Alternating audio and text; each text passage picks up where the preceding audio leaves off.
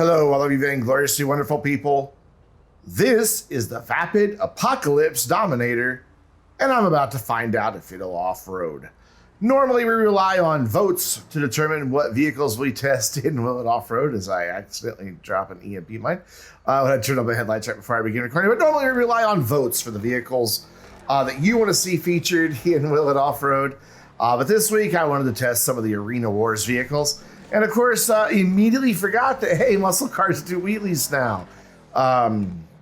Yeah, my method for will it off-road's always been to give a nice rev of the engine, you know, right before we start off. I don't know why I do it. I just like doing it.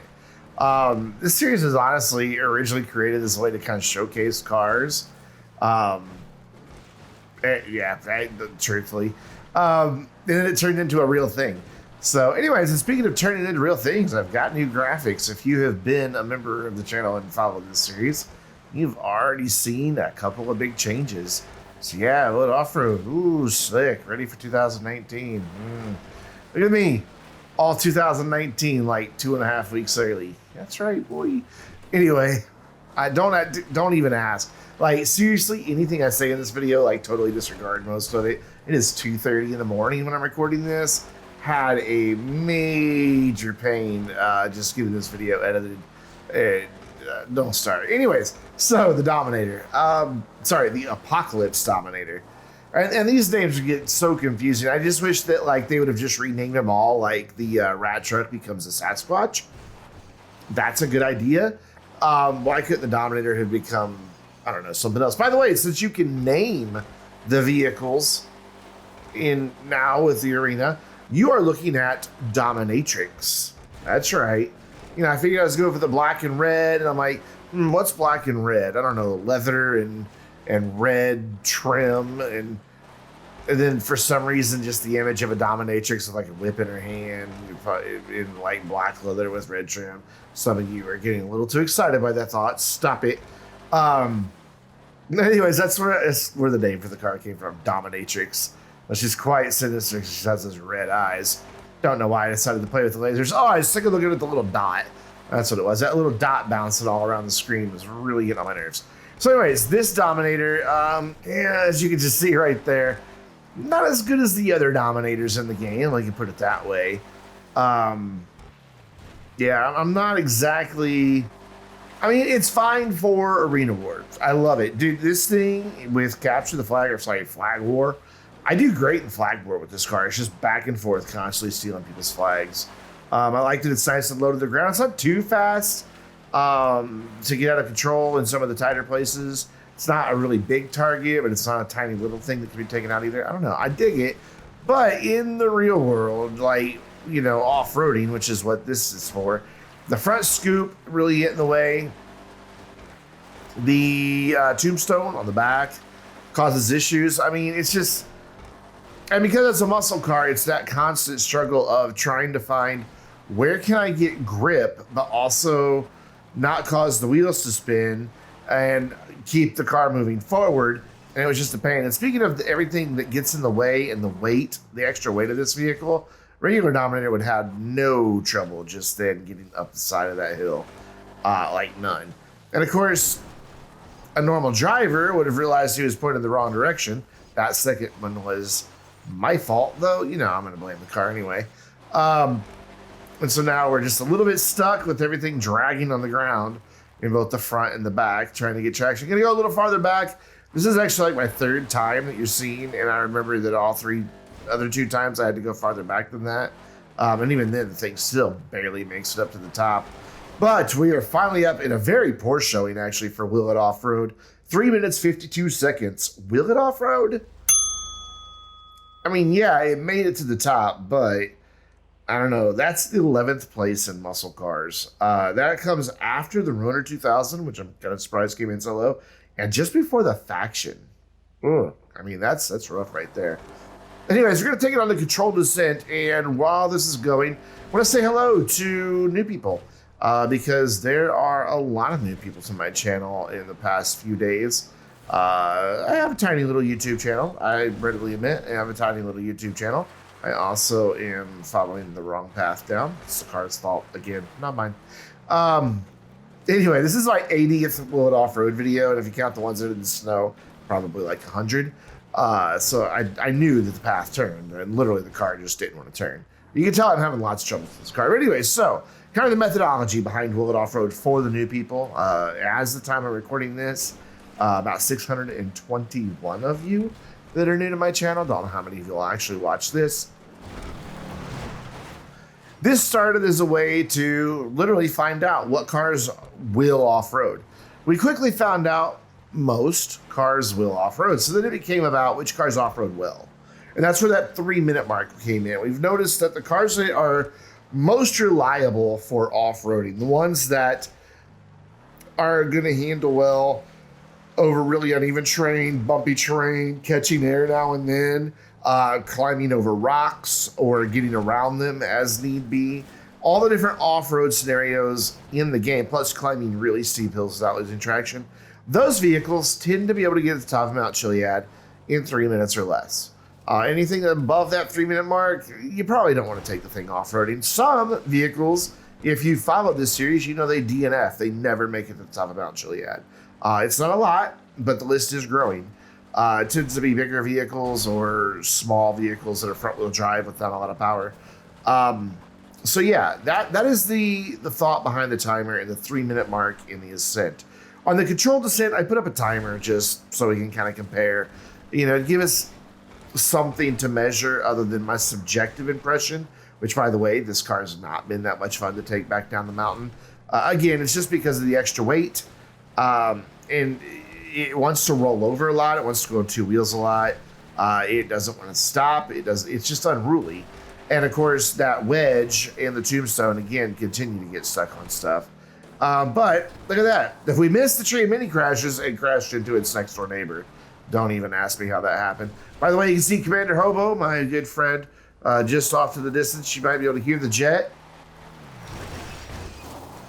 Yeah, he's going to get a little bit too low. In just a minute, the train alarm is going to go off, and, well, you'll see.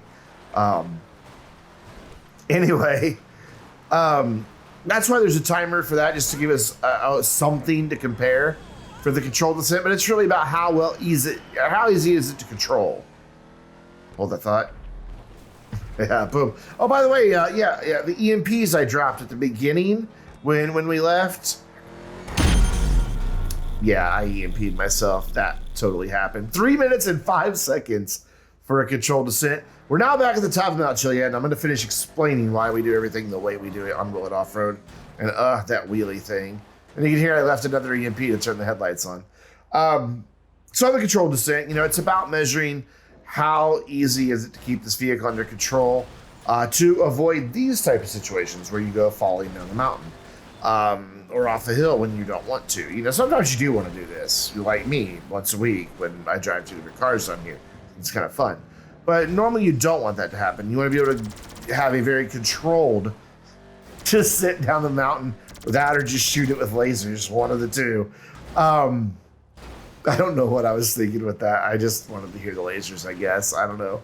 But yeah, so that's the thought behind the controlled Ascent. Find out how does it handle that uneven terrain when gravity is trying to tug it down, and how's the brakes, how's the handling, all that good stuff. And then the damaged Ascent is for those times when you do make a mistake or when the vehicle is not adequate and you wind up falling down the mountain. How much damage is it going to absorb? What's it going to look like when you're done? What's your repair bill? And Los Santos Customs going to be.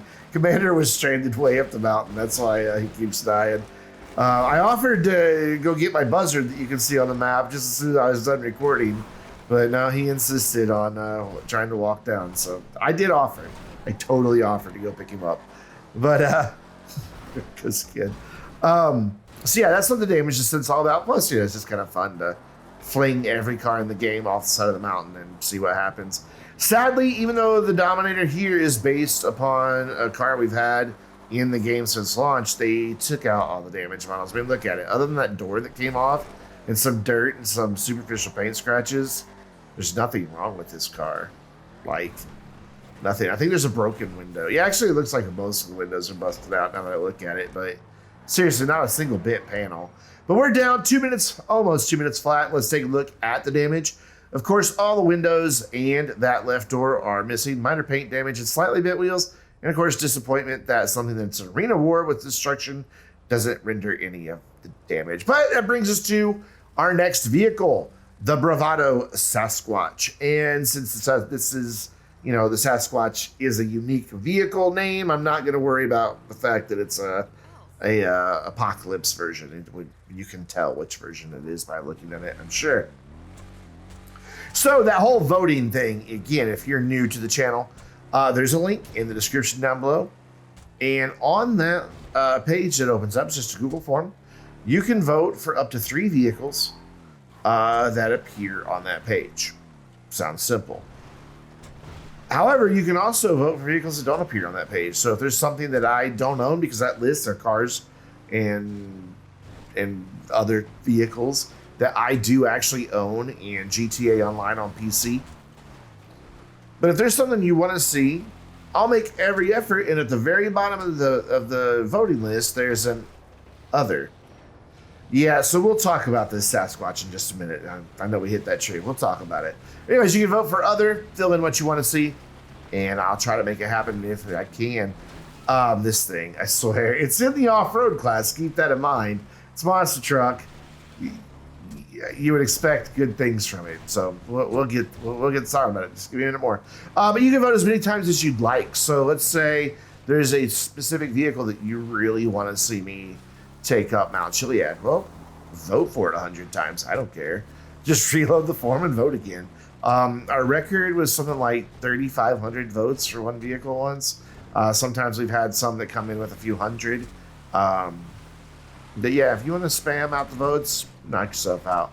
So anyways, the Sasquatch is an arena vehicle, and I think that's where it should stay. That or on the street, just giggling yourself silly while you're mowing over cars and pedestrians, because it's really good at that too. It's not actually really good off-road. Again, I mean, if I would have taken that front scoop off, maybe it would have done a little bit better, but that doesn't even seem to be where the problems lie. The problems seem to be in the fact that all the weight is in the back of this thing. And you can hear that I'm very rarely full throttle on this, because I can't. Because it's at such a steep incline. You saw way back down after we hit that tree, I gunned it as I was going uphill a little bit. Now I was going just a slight incline. And the front wheels came up off the ground, and I was suddenly out of control.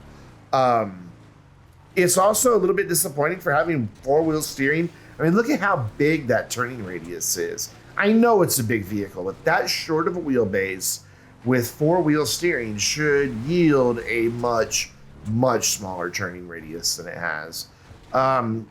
So clearly the design was for its intended purpose to be, look at that. I don't even know what happened there. I wasn't even on the throttle that much. But anyways, so this thing works great in Arena Wars. Here comes the monsters. You can really squish the shit out of those little winning hissies. But as an off-road vehicle, climbing a mountain, not my first choice. However, that said, I am strongly considering taking everything but the guns off of this, like the armor, the plow, everything. And just having it as a car, and maybe getting a second one that I have as my arena vehicle. Because it actually looks kind of nice once you strip everything off. I did with this one, and painted it up, took off the rust liveries and everything, and it looks pretty good. But as we come around to the top here, and even this, now this is where the blade on the front really does cause issues. And yes, I know this thing can get the love fist, but it's $200 and some odd $1,000. This street sign came with this car when I upgraded it, so I kept street sign. I was being a little bit cheap. But yeah, we are at a really embarrassing time, especially for the off-road category. There's only one other off-road vehicle that took longer than 3 minutes and 52 seconds to get up here. Will it off-road? Yeah, but the rain is very appropriate because we need to dampen our expectations of what this thing could actually do. God, that was actually clever. Dampen. Anyway, I do love that. I love the boost feature. And yes, it actually works as a boost feature. I just love the purple flames that shoot out of it. I think it's cool. But anyway, it's just not really a competent off-road vehicle. It's more of a liability and how much it costs. If you're going to take this thing off-roading near a river and it gets out of control and does some of those weird things, and you dunk it and it dies, well, you can kiss, what, 20 grand goodbye to Moore's Mutual. And so I can't really recommend it for off-roading. It doesn't get a good time. It has been nothing but a handful constantly to try to get up and now even back down the mountain. You can hear that I'm just trying to not lock up the tires, but also slow down nonstop. And the steering's all over the place. It's just, yeah, I did not have much fun with this, which I was very disappointed by. So there's a few things with these arena cars when it comes to wheel and off-road that I'm disappointed by it. That said, I love the cars. They're a lot of fun. You know, like I said, giggle yourself silly. Ooh, whoa, perilous kind of there. I got close to the edge. But, you can giggle yourself silly by, just wreaking havoc in a lobby. Have fun with them in the arena wars themselves. But, for any other application, they're not so good. But the thing I'm disappointed by, and it's something I know, well, that's one way to get over jump. It's something I know that I talk about in almost every single wheel and off-road video. And I know I sound like a broken record by now. That's the lack of damage models. And it's kind of to the extreme here because some of them don't even scratch their paint.